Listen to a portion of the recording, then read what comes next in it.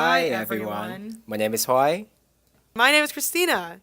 and we're here to help you understand how oxygen is transported in the body at sea level compared to the high elevation. So you might know that red blood cell containing proteins called hemoglobin, and this protein bind to oxygen from the lung and help them deliver to the tissues throughout the body so that it makes sure all the cells are alive and functional. A quick review about the structure of hemoglobin. Hemoglobin contains two alpha subunits and two beta subunits. It is an allosteric protein, which is very important for the transport function of hemoglobin. Hemoglobin subunits have two main conformations that they can alternate between, the R state and the T state. The R state binds to oxygen with high affinity, and this interaction further stabilizes the R state. The T state does bind to oxygen but very poorly. However, when it binds to oxygen via the heme group, the subunit changes its conformation from the T state to the R state, and this conformational change also causes other subunits to change to the R state as well.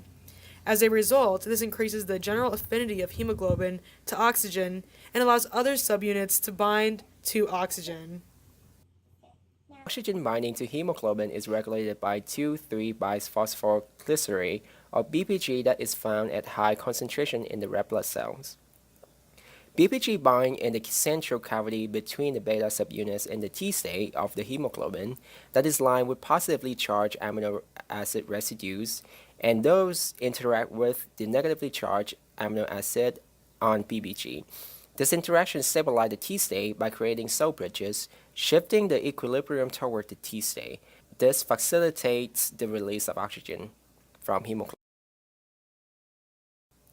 At sea level, the partial pressure of oxygen is fairly high in the lungs that most hemoglobin are bound to oxygen.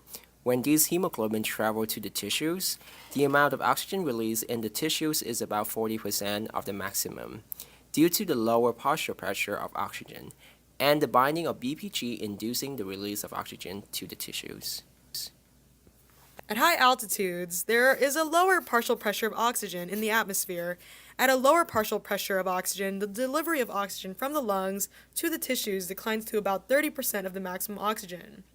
Therefore, after a few hours, BPG concentration in the blood increases, and this BPG level adaptation has only a small decrease in the binding of oxygen in the lungs, but has a considerable effect on the release of oxygen in the tissues because more BPG binds to hemoglobin, and therefore the delivery of oxygen to the tissues can be restored to about 40% of maximum oxygen carried by the blood.